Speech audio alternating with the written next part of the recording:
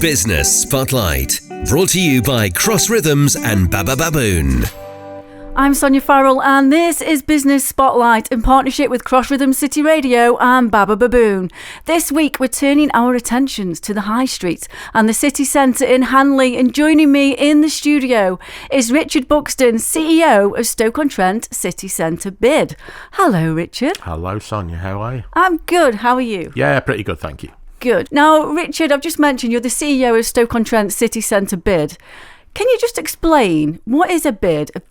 Business Improvement District, but what does that mean? Yeah, exactly. A lot of people first and foremost, a lot of people confuse us with the City Council, and whilst they're a very important partner of ours, we actually work independently, and we are funded and voted for by the businesses themselves. Okay. So bid industries goes back to Canada in the 70s, came down to the United States, and really in this country in 2003 legislation came in to introduce bids, and we got a first one down in southwest London in 2004, and it's still operating very nicely now. So as I say, we've voted for by the bids. We get our income, by the businesses. We get our income from the businesses, and we go through a ballot every 5 years when the businesses vote for us. We had our first ballot in 2018, another one last year, which we won both of them. And we do whatever we can do to improve the trading conditions for the high street. And that can be from events, safety, environments, lots of different things that we're involved with. And everything we do is to improve, and everything to do is for a positive impact on cities and town centres across the country where there are bids. So for yourselves then, in Hanley, is it the businesses who you look after and the ones who vote for you, are they the ones just in the city centre? Yeah, so every bid has a defined area. Ours is basically within what we know is the ring road of Hanley. We get income from about, I think it's 420 odd businesses at the moment. Obviously, because if you're, it's all based around rateable values. If your rateable value is quite low, you don't have to pay us anything. So there's another 200-300 businesses maybe that don't pay us, but obviously get the benefits of what we do as well. So yeah, that's the basic geographical area. And the high street, Richard, it's nothing new, what I'm going to say here, but the high street does come under a lot of scrutiny a lot of the time, how things have changed, and it gets quite a lot of criticism, no matter which town centre or where you are. But for yourselves, the changes over the years since you've been involved in the bid as well, how do you see or perceive the city centre and the local businesses, how important they actually are to the economy? They're massively important. I think all cities and towns across the country are looking at ways to change with what the trading environment is at the minute. When I was a kid, there was no internet, there was no out of town shopping. There was hardly anything that you would call a supermarket. That's all influenced how people do their shopping, for example, how people eat, whether they eat out, whether they eat in, coming out to have a drink with friends as opposed to being at home to do it. So all of those things have helped sort of change what's happening. So what should town centres, city centres really have to do now is look at what the public wants. What do they actually want from their town centre? Is it more entertainment? Is it more events? Is it much more of a social thing? Whereas in the past, perhaps going out to shop, you would add on a cup of coffee. Whereas now maybe we're moving to an area where you would go out to meet with friends for coffee or drinks, and then you would shop as well. So you need to sort of adapt that city or that town to what we've got. And we've seen very good examples of that across the country. It's not just, it's very much about the community and about the people. Anyone who thinks differently needs to go, say, for example, to somewhere like the Northern Quarter in Manchester. Nothing's changed there property-wise in how it looks, but the way the retail and the cafe offering is done there means that people actually really want to gather and want to shop, and they want to meet with friends. It's quite a big challenge for any town or city that's starting, and we've been in the past a little bit slow on picking up with that. But as we see more and more accommodation coming into our city centre, people who are living here. I think that and we've got a new administration in the council now, a new administration nationally in government. Hopefully from what we've seen so far, it's been very positive in making the changes that we need to have a vibrant city centre. And it was interesting what you said, that community aspect, the community feel. I remember even when I was a kid, if you go into the town and it'd be busy and there were people going about, whether your nan or your mum, and you would stop off and have like a coffee or something and do a bit of different shopping. But the community then, how could local residents actually get involved with supporting? Well, from a bid point of view, I don't think there's hardly, say, an event in our city centre that the bid isn't involved with, whether we've put money into it, whether we've fully sponsored it or we've put a little bit of money into it. We've helped with paperwork, marketing, and we're always open to ideas. If people have got new ideas of what something that could be done in the city centre, certainly events-wise or pop-up markets, that sort of thing, we're always listening, because we do know that is a big footfall driver for cities and towns. So from our point of view, we've got our own website. You can go there, you can email us, you can come up with an idea. No, we always say no idea is too silly. Even if you've got something you think, I'll give that a try, because I've had some fairly silly ideas over the years, and some of them have come off perfectly well. But we've got to try, and we've got to actually think a little bit outside the box now. That's one way that we can actually do. We're looking at things for next year and beyond, which we would perhaps never have considered a few years ago, but now we think, this could work. And so we're really trying to see where we do. We're trying to bring a lot more artwork into the city centre at the minute. We had an art jam not long ago. Most of the murals we've either commissioned or we've been involved with putting them in, and we want to continue that, because it gives the city a new look. Let's be honest about our city centre; it's very, very concrete. So we need to bring in that artwork to brighten it, and then people will feel far more comfortable from what they look around and see. So there's community-wise, we work with lots of groups, where the arts community very much so, but also the charitable community and so on. People want to come up with an idea, then we'll always listen. Stoke-on-Trent as well.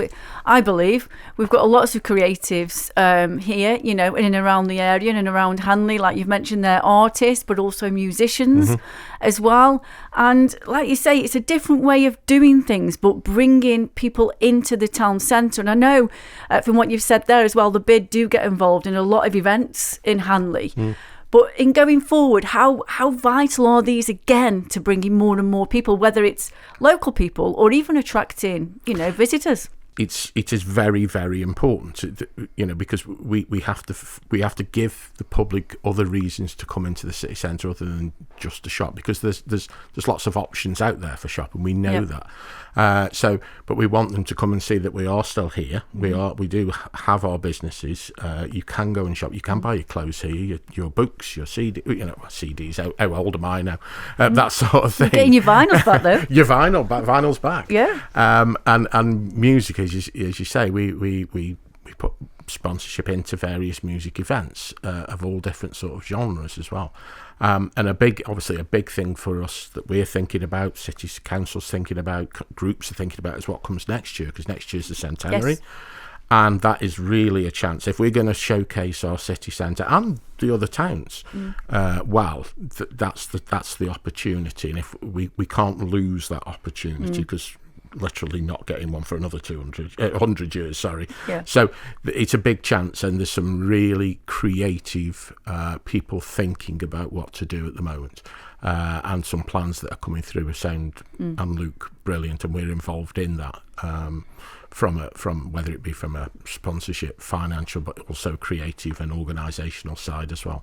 So it's next year's a big one. But that doesn't mean we're not doing anything else this year. We've got a range of events coming up the rest of this year. But next year's a big year.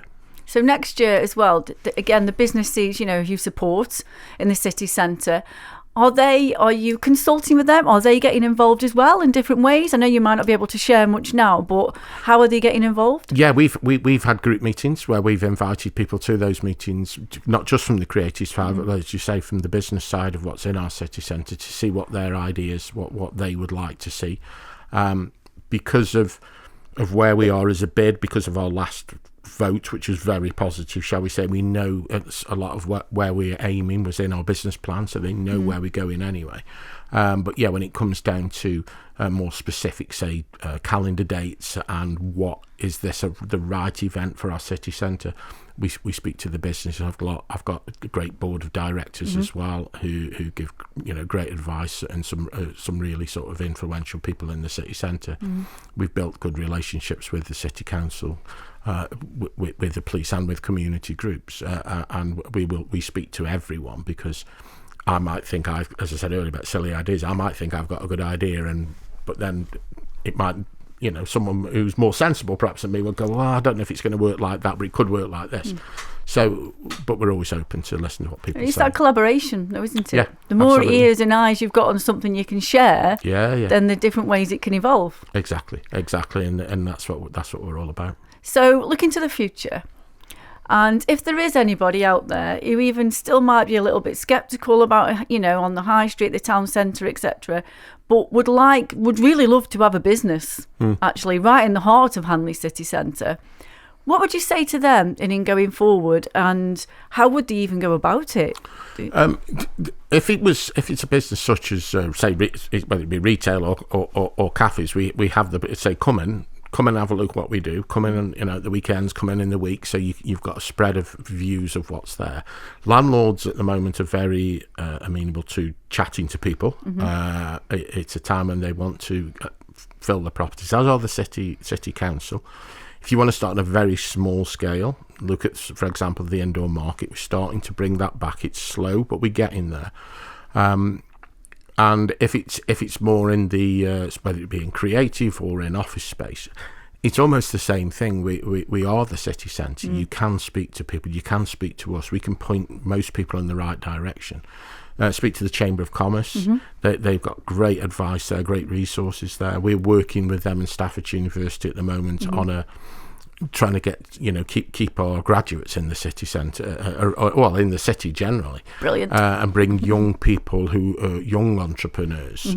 That's where we need to start. We don't want to put off young entrepreneurs. That would be the worst thing to do, because will you ever get them back? This is when they're almost not at their most creative, but when they're really starting to think about what they want to do. We need to really encourage that. We've Small Business Saturday, which I know is a bit in the future, in November the 30th, I think it is. Okay. We're trying to showcase the city. Then we're going to invite people in to showcase what they do from an entrepreneurial side of things. We're hoping to open up some of those empty units that we've got for people to go and have a look at, have some talks and so on. We're working, as I say, with the Chamber and the Council and Staffordshire University on this, so that hopefully that'll be a day when we can show off to the people who are interested business-wise for the city. And yeah, those are the things where we work hardest on.